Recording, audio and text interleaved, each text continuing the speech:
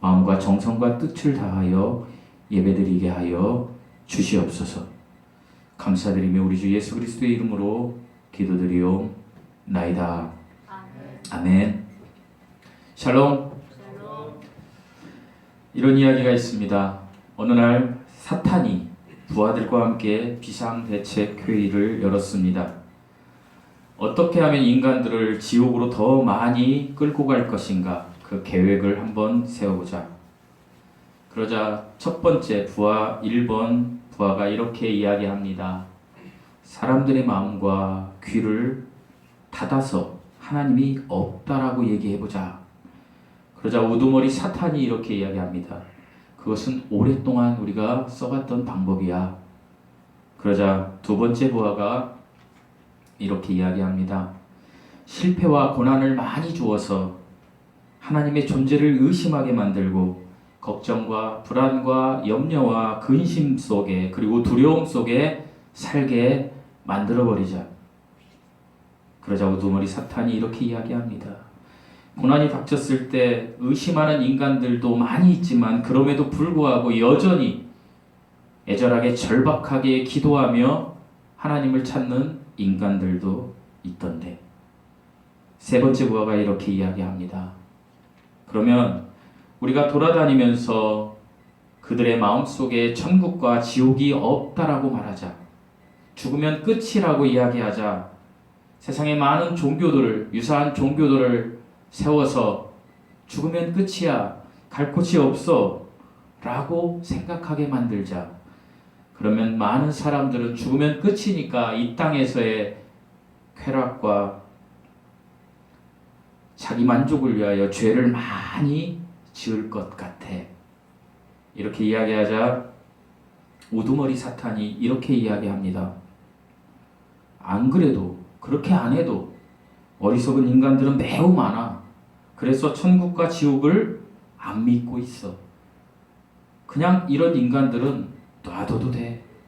우리가 전략을 세울 필요가 없지. 이렇게 이야기합니다. 그러자 사탄의 부하 중에 가장 고참이고 가장 생각이 많은 네 번째 부하가 이렇게 이야기합니다. 이렇게 하면 어떨까? 사람들에게, 인간들에게 너희는 서두를 것이 없어. 천천히 예수를 믿으면 돼.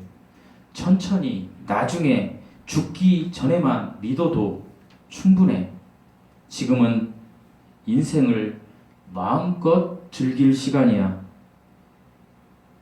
이렇게 말하면 언제 죽을지 모르는 바보 같은 인간들은 먹고 마시면서 즐기며 더 많은 죄를 짓다가 우리와 함께 지옥에 갈 것 같은데. 그러자 우두머리 사탄이 무릎을 치면서 아하, 그거 참으로 좋은 생각이네. 그래, 가장 좋은 아이디어야, 전략이야. 그럼 우리 구체적으로 어떤 방법을 우리가 실행해야 되는데 그 방법은 내가 내도록 하지. 첫째로 그 방법 중에 하나는 사람들의 시간을 뺏으면 되는 거야. 사람들을 놀고 먹고 여행 다니며 바쁘게 만들어서 성경을 보지 않고 기도할 시간이 없도록 만들어 버리는 거지. 또한 돈 버는 일로 바쁘게 만들고 돈 때문에 서로 싸우게 만들고 빚을 갚기 위해서는 나쁜 짓이라도 해서 돈을 벌도록, 돈이 우상이 되도록 바쁘게 살게 해버리면 되는 거야. 그리고 두 번째로 그들에게 인본주의적인 가치관을 세워주면 돼. 어릴 적 부모를 따라서 교회를 잘 다니는 어린아이들, 이 아이들이 청소년이 되고 청년이 되었을 때 그들에게 인본주의적인 가치관인 진화론과 철학과 그 밖에 많은 사상들을 심어주는 거야. 그러면 그들은 교회를 떠나게 되는 거지. 성경적 진리를, 가치를 혼돈하게 하고 동성애가 맞는 이야기이며 그것은 인본주의의 중요한 가치관이라는 사실을 생각하게 하고 교회를 떠나서 술과 쾌락과 음란과 게임과 도박에 중독되도록 해버리는 거야. 그리고 수많은 거짓 교회와 거짓 목사들을 세워서 지옥이 없는 것처럼 이 땅에서 살아가는 세상이 유토피아가 되는 것처럼 속여버리는 거지. 그리고 그 목사들로 하여금 돈의 탐욕을 갖게 하고 성의 탐욕을 걷게 하고 그렇게 변절시켜버리면 많은 사람들이 인본주의적인 가치를 강화하면서 목사들을 욕하고 교회를 욕하고 그들을 통하여 하나님을 욕하게 만들어버리는 거예요. 사랑하는 성도 여러분, 사탄은 지금도 이 계획을 이 땅에 사는 모든 사람들에게 주입하고 있습니다. 혹시 여러분들 중에 이런 사탄의 전략대로 살고 계신 분이 없는지 묻고 싶습니다. 지금 나의 생각과 행동들이 사탄의 전략인 줄 모르고 하나님을 부정하고 천국과 지옥을 부정하고 돈만을 향하여 쫓아가며 살아가고 계시지 않는지 묻고 싶습니다. 성경은 그저 위인전집이 아닙니다. 성경은 생명의 길을 제시하는 하나님의 말씀입니다. 성경은 천국과 지옥을 갈 수밖에 없는 그 유일한 길을 제시하는 생명의 책입니다.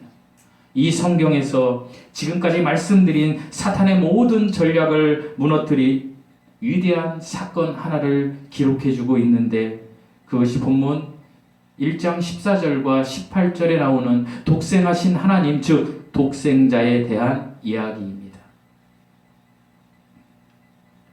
하나님이 세상을 이처럼 사랑하사 독생자를 주셨으니 이는 그를 믿는 자, 영접하는 자입니다. 그를 믿는 자마다 멸망치 않고 영생을 얻게 하려 하심이라.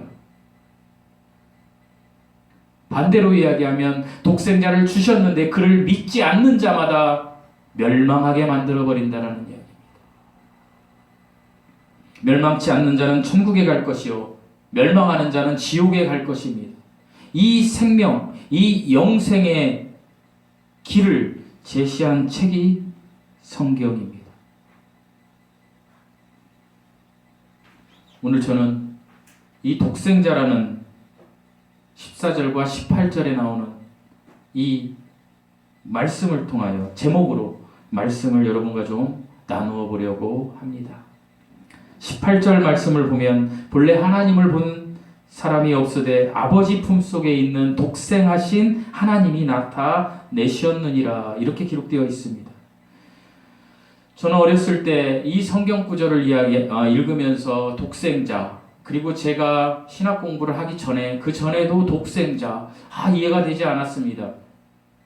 저의 아들은 이성찬입니다. 물론 저에게는 딸들도 있지만 아들의 개념으로 보면 우리 성찬이는 저의 독생자 아닙니다. 그러면 하나님이 또 뭔 아이를 낳았나? 뭐지? 이게 뭘까? 목사님들의 설교가 너무 제가 좀 헷갈릴 때가 많았습니다. 독생자에 대한 명확한 설명이 저에게 들어오지 않았습니다. 이런 생각도 했습니다. 아버지가 낳았고 아들 하나님이니까 우리 인간의 개념으로 보면 아버지가 좀 더 크고 높다. 아들은 좀 작다. 그렇지 않습니까? 인간에게 비유하면 저에게 비유하면 제 아들이 성찬인데 제가 좀 더 크고 성찬이는 좀 더 작고 뭐 지식이나 이런 게 그렇다는 게 아니라 사람들이 생각할 때 그렇게 생각한다라는 거예요. 성찬이는 아버지의 보호를 받고 있는 사람이야. 약간은 종속되어 있지. 이렇게 생각할 수 있다는 것입니다. 생물학적으로. 그래서 오늘 저는 이 독생자에 대한 정확한 뜻을 여러분에게 좀 심어주려고 합니다. 잊지 않고 하나님께서 세상을 이처럼 사랑하사 독생자를 주셨으니 할 때 이 독생자가 어떤 존재인지를 앞으로는 명확하게 설명하실 수 있어야 됩니다. 물론 하나님께서 할 때는 성부 하나님입니다. 그럼 독생자는 누구인가? 그것을 정확히 알아야 된다는 것입니다. 독생자는 성경에서 5번 언급이 됩니다. 그런데 모두 5번이 우리 주 예수 그리스도를 지칭하는 말입니다. 요한복음 1장 14절과 1장 18절과 요한복음 3장 16절과 요한복음 3장 18절과 요한 1서 4장 9절 이렇게 해서 5번 독생자라는 말이 나옵니다. 그런데 독생자는 우리가 지금까지 알았던 원문 그대로 하나님의 외아들이라는 개념이 아니라는 것입니다. 하나님의 외아들, 생물학적으로 낳은 아들이 아니라는 이야기입니다. 우리는 그동안 우리 성경을 보고 그냥 독생자, 아버지 하나님이 낳은 아들 성자 하나님 이렇게 인식할 때도 있었습니다. 그런 것이 아니라는 것입니다. 신약 성경은 여러분이 잘 알듯이 헬라어로 기록되어 있습니다. 헬라어는 오늘날 그리스어입니다. 기원전 후 예수님께서 태어났던 그 시기, 예수님이 살았던 그 시기에 전 세계를 움직였던 나라는 어디였습니까? 로마였습니다. 근데 로마 전에 전 세계를 다스렸던 나라는 헬라였습니다. 오늘날의 그리스, 알렉산더 대왕. 그런데 로마는 군대로 전 세계를 장악했지만 로마를 다스린 문화가 있었습니다. 그게 헬라 문화입니다. 우리가 학교에서 배웠던 헬레니즘 문화입니다. 모든 철학과 사상이 이 헬라에서 나왔습니다. 그래서 우리가 읽은 성경도 헬라어, 신약 성경도 헬라어로 기록되어 있습니다. 그런데 이 독생자로 기록된 이 독생자는 헬라어로 모노게네스입니다.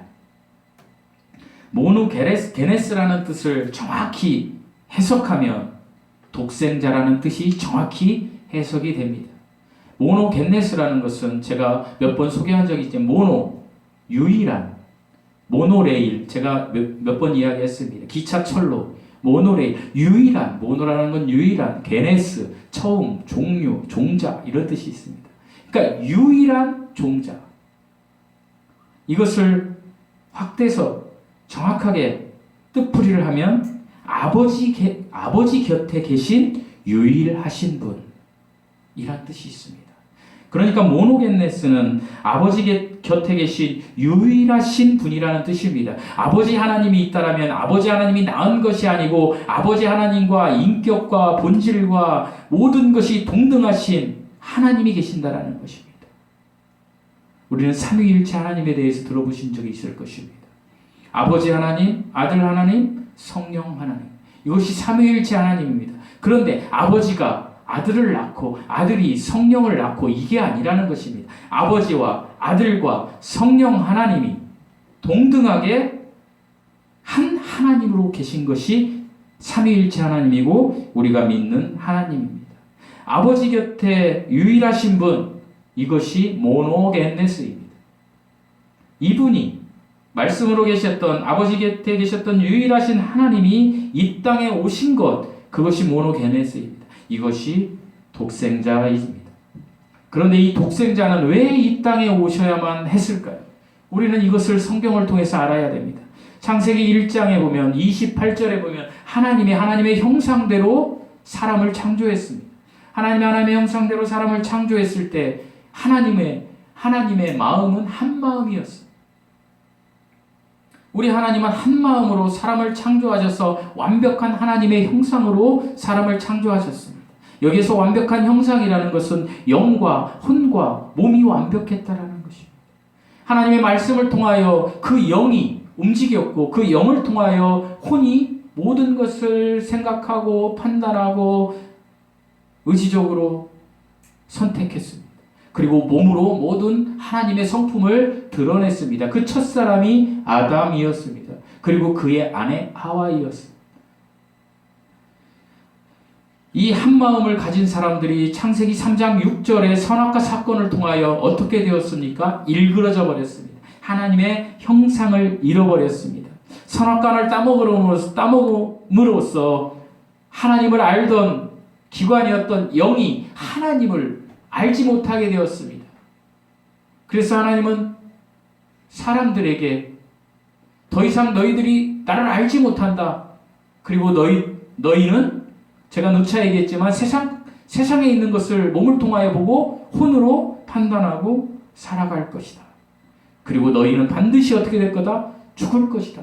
이렇게 죽으면 전부 다 어떤 사람도 지옥에 갈 수밖에 없다라는 것입니다. 왜요? 하나님의 기준은 하나님의 처음 창조, 하나님의 형상을 되찾는 것입니다.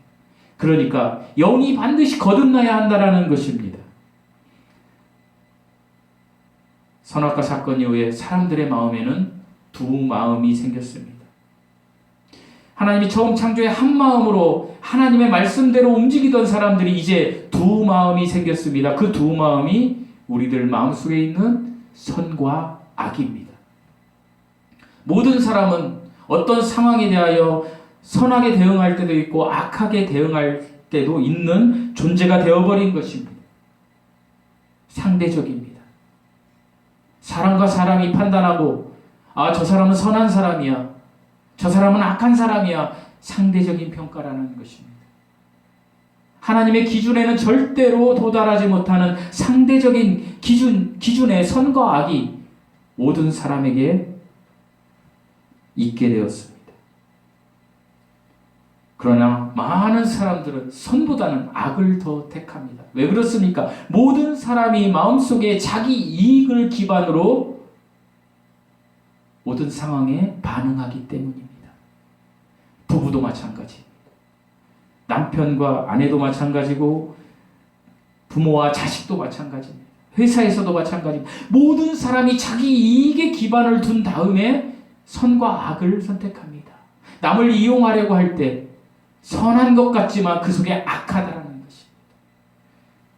하나님은 이것을 너무나 잘 알았습니다. 그래서 그 기준으로는 절대적으로 하나님의 형상을 되찾지 못하고 하나님의 구원의 기준에 이를 수 없다라고 하나님이 너무나 정확히 잘 아셨습니다.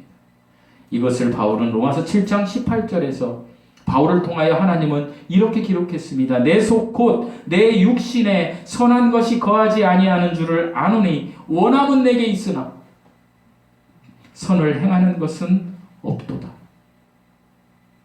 바울의 이 고백은 모든 사람들에게 해당되는 고백입니다. 어떤 사람은 양심이 선을 향하여 많이 작동할 때도 있고 어떤 사람은 양심이 악을 향하여 많이 작동할 때도 있지만 하나님 편에서 볼 때 그들은 선과 악이 공존하는 하나님의 형상을 잃어버린 사람들이라는 것입니다. 그래서 하나님은 이 잃어버린 사람들에게 처음에 하나님이 창조하셨던 한 마음, 어떤 마음입니까? 하나님의 마음을 주시기 위하여 독생자로 이 땅에 오신 것입니다. 그러니까 한 마음으로 창조되었던 인간들이 선악과를 통하여 두 마음으로 갈라진 그 상황을 그렇게 되면 그들이 이제 지옥에 갈 수밖에 없는 존재가 되었는데 그들을 향하여 하나님이 한 마음을 주시기 위하여 이 땅에 육신으로 오셨다라는 것입니다. 이것이 독생자가 오신 목적입니다. 유진 피터스 목사님이라는 분이 계십니다. 미국에. 이 목사님은 이제 하늘나라 가셨어요. 지금 하나님과 함께 굉장히 행복하게 계실 것 같아요. 근데 유진 피터스 목사님이 쓴 메시지 성경이라는 것이 청년들에게 굉장히 그 반향을 일으켰어요. 조금 쉽게 풀이를 한 성경이거든요.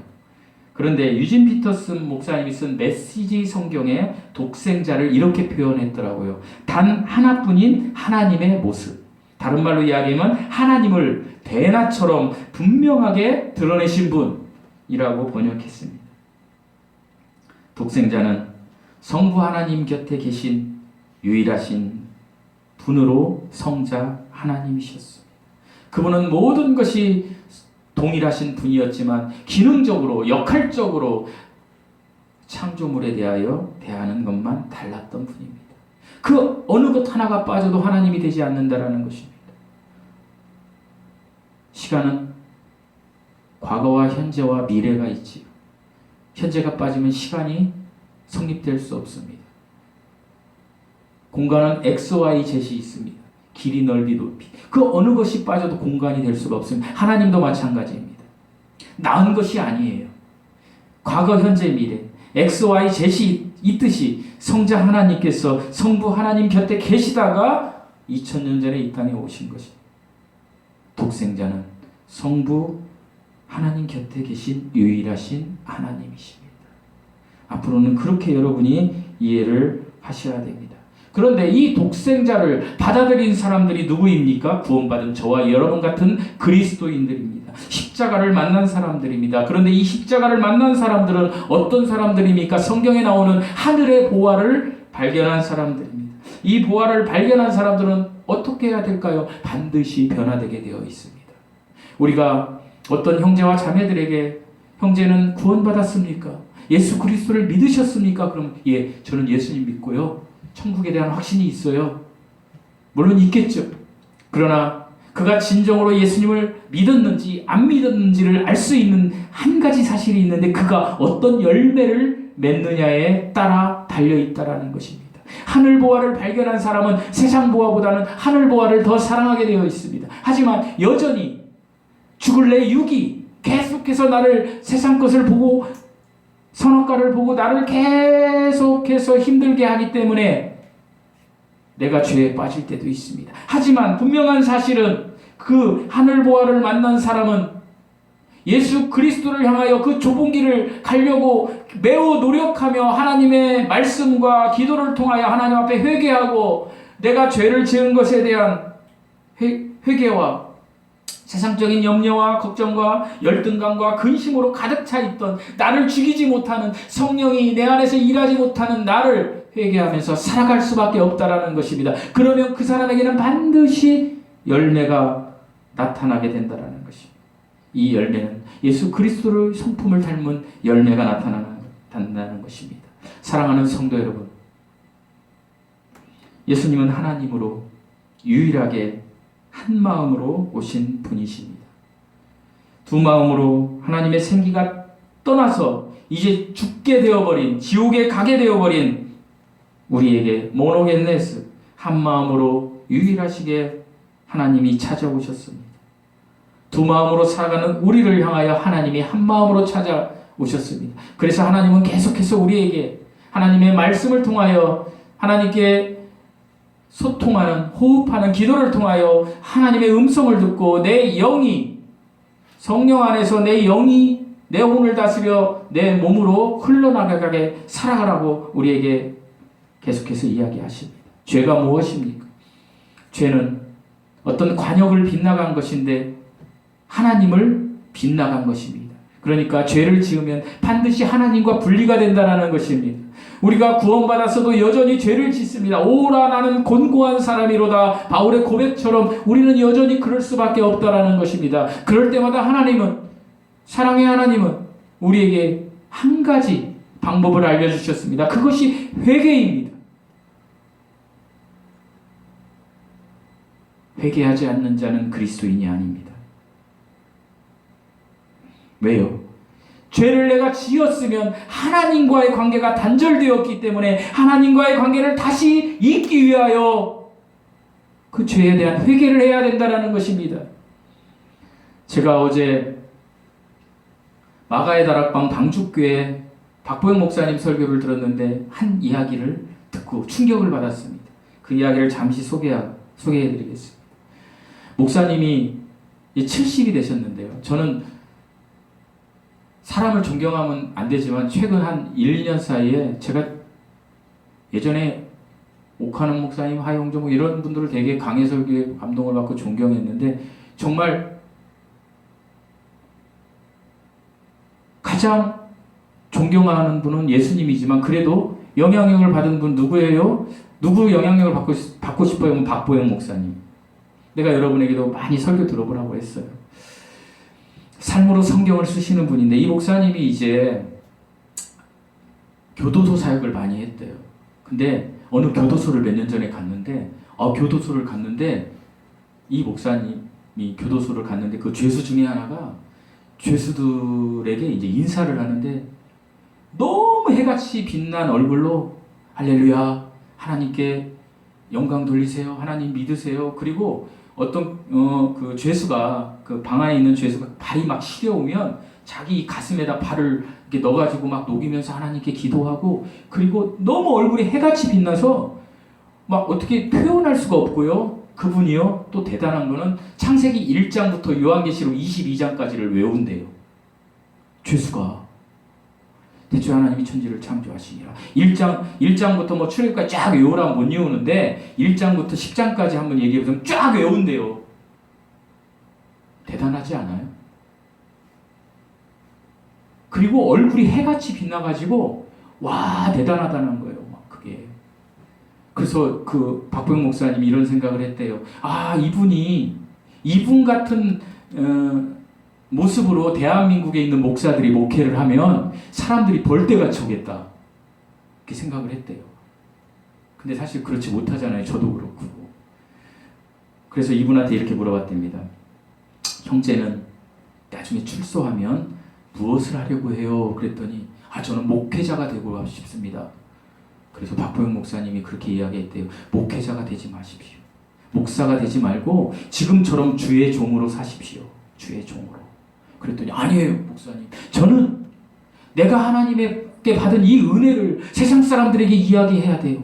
라고 했다는 거예요. 그래서 그렇게 하고 이제 헤어졌답니다. 그래서 목사님은 그분이 이제 뭐 대단한 하나님의 사역자가 될 것이다라고 생각을 했대요. 그리고 2년쯤 시간이 흐른 다음에 어느 교도소를 딱 갔는데, 아니 글쎄 그분이요, 새카만 모습으로 그 교도소에 있더라는 거예요. 그 깜짝 너무 놀랐다는 거예요. 박부영 목사님이 너무 놀라가지고 이게 어떻게 된 일이냐고 교도관한테 물어봤대요. 그 사람한테 물어볼 수가 없죠. 그때 교도관이 이야기했대요. 그 사람이 목사님 만나고 출소를 했는데요. 출소해서 자기가 이제 신학대학을 간다고 등록금을 마련한다고 공사장 가서 일을 했는데, 공사장 가서 일을 하다가 힘드니까 같이 일하는 인부들이 힘든데 공씨 한잔 해. 그러니까 나는 예수 믿는 사람이고 안 돼요 했는데, 어느 날 피곤하니까 한잔 해. 그러니까 그러면 뭐 한잔 할까 하고 한 잔 마신 거예요. 한 잔 마시다 보니까 2잔 마신 거예요. 2잔 마시다 보니까 3잔 마신 거예요. 술을 먹다 보니까 쾌락을 쫓아서 나간 거예요. 그러다 보니까 성경을 줄줄 외우고 기도하고 그런 사람이 삶으로 하나님을 잊어버린 거예요. 회개하지 않은 거예요. 그래서 어떻게 돼요? 똑같은 범죄, 똑같은 사기를 저지른 거예요. 그게 똑같은 거예요.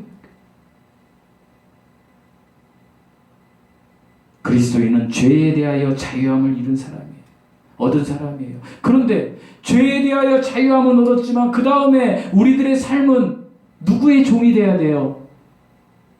예수님의 종이 돼야 돼요. 죄의 종이었던 우리가 이제 예수님의 종으로 살아야 돼요. 그 사람은 겉으로는 번지르르 했던 거예요. 그리고 사람들이 볼 때 우와 대단해. 어떻게 저렇게 예수님의 은혜가 임하지 않으면, 성령이 임하지 않으면 저렇게 할 수 없을 거야 했지만 그는 가짜였던 거예요. 여러분, 이 시대에도 그런 가짜가 너무 많다라고 이야기를 하시더라고요. 박보영 목사님. 사랑하는 성도 여러분, 저와 여러분은 가짜가 아닙니까? 우리는 진짜 지옥불에 대한 두려움이 있으니까 한번 생각해 봐야 돼요. 지난주에 제가 회사에서 커피를 타다가 어떻게 하다가 컵을 이렇게 흔들렸는데 그 뜨거운 물이 저에게 이렇게 닿았어요. 얼마나 뜨거운지 컵을 놓쳐버렸어요. 순간. 그리고 생각했어요.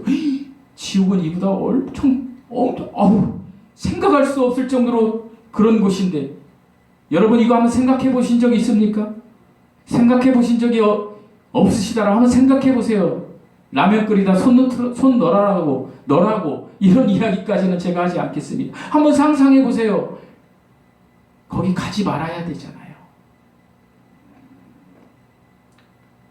로마서 8장 1절에서 2절 말씀에 그러므로 이제 그리스도 예수 안에 있는 자에게는 결코 정죄함이 없나니 이는 그리스도 예수 안에 있는 성령의 법이 죄와 사망의 법에서 너를 해방하였노라. 그런데요, 이 구절을 놓고요, 되게 우리는 웃긴 삶을 살고 있어요. 이 진리를 가지고 내가 그저 지적 동의를 하는 거예요.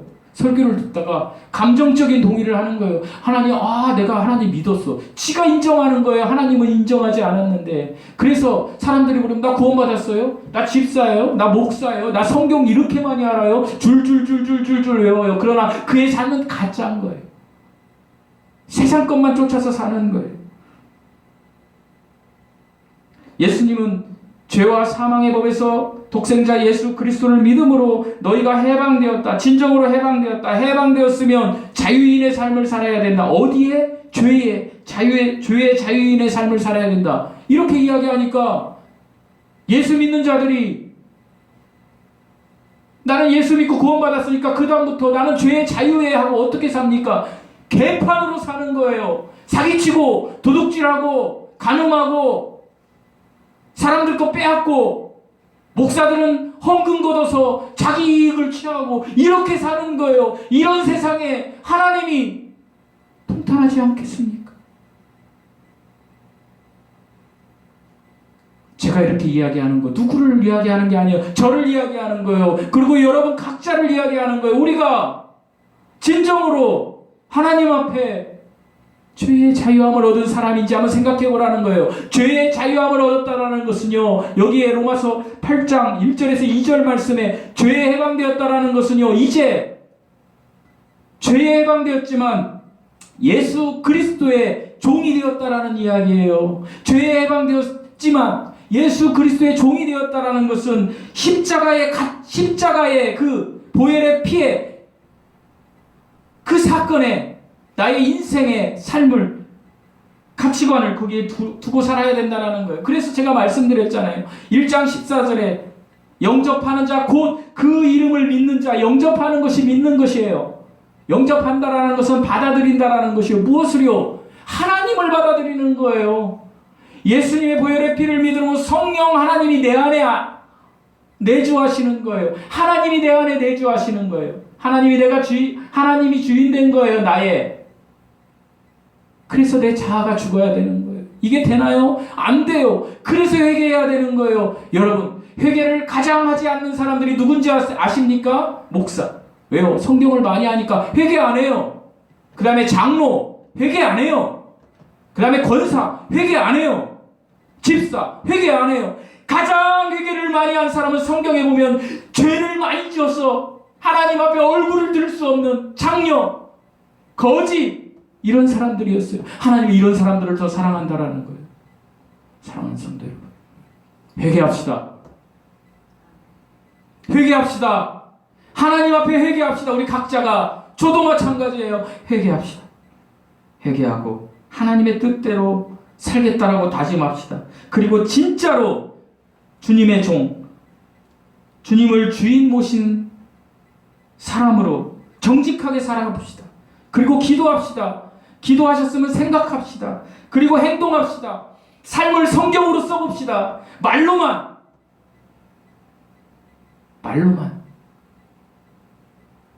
내게 능력 주시는 예수 그리스도 안에서 내가 모든 것을 할 수 있나. 형제여 자매여 그렇게 됩니다. 하지 마시고 삶으로 한번 살아봅시다.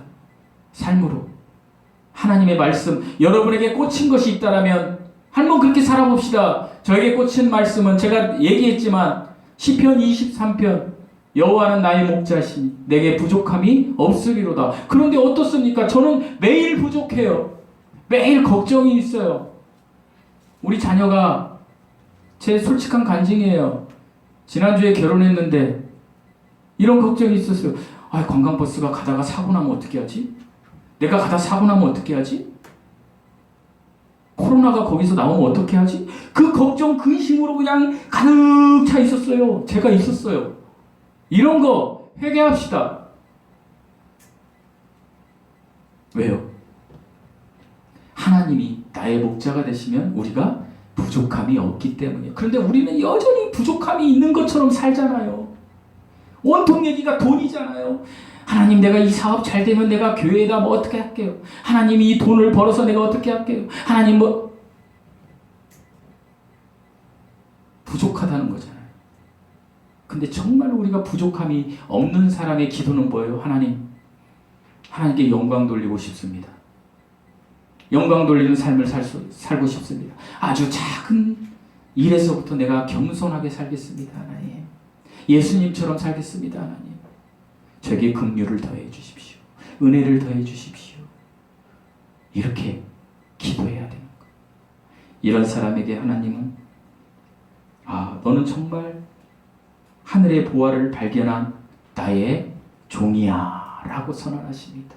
이 삶을 살 때, 이 좁은 길을 가락할 때, 그리고 이 좁은 길이 인생길의 마지막이 될 때, 제가 오늘 아침에 일어났는데 벌떡 일어났는데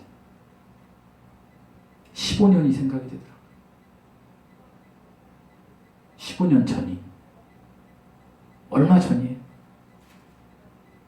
제 얘기를 해서 죄송한데 자녀가 둘이 결혼을 해버리니까 약간 좀 표현은 안 하지만 뻥 뚫린 뭐가 있어요. 여러 가지로 공허한 게 있어요. 뭐 이것도 사실 회개해야 돼요. 근데 어쨌든 제 마음이 그래요. 그래서 이제 옛날을 되돌려보면서 제가 아버지로서 잘못한 것도 생각을 해요. 그 15년 전도 생각해요. 우리 성령이가 몇 살이었는데, 우리 성경이가 몇 살이, 우리 성찬이가 몇 살이었는데, 좀 잘할까. 그리고 나서 내가 벌떡 15년을 생각해봤어요. 플러스 15년이니까 제가 70이더라고요. 지나간 15년이 잠깐이었어요. 근데 앞으로 15년 더 잠깐일 것 같아요. 그래서 제가 잠깐 기도했어요. 하나님, 제가 정말 하나님의 뜻대로 살게 그런 믿음을 좀 더 주세요라고. 그리고 회개했어요. 짧은 순간에. 여러분, 우리 회개합시다. 저도 회개하고 여러분도 회개합시다. 제가 회개하라니까 목사님 맨날 회개 지옥 얘기하는데, 아니요, 지겹도록 회개 지옥 얘기 들어야 되고요.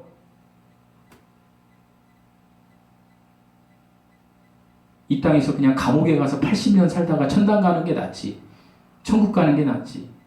이 땅에서 호의호식하다가 이건희처럼 살다가 지옥 가면 뭐 하겠습니까? 그래서 지옥에 대한 이야기를 들어야 되고, 그리고 내가 그리스도인이 돼서 그 은혜를 받아 회개를 해야 되는 거예요. 회개가 뭔데? 하나님께 내가 돌이키는 거 아니겠어요? 그리고 말씀 속으로 들어가려는 노력 아니겠어요? 그 사투 아니겠어요? 그 애절함 아니겠어요? 그 간절함 아니겠어요? 그것이 좁은 길이에요. 그것이 그 삶이 저와 여러분의 삶이 될 때 하나님이 복 주십니다. 아멘. 이 복을 받으시는 은혜의 사람들, 예수님의 복의 주인공이 되는 사람들이 되시기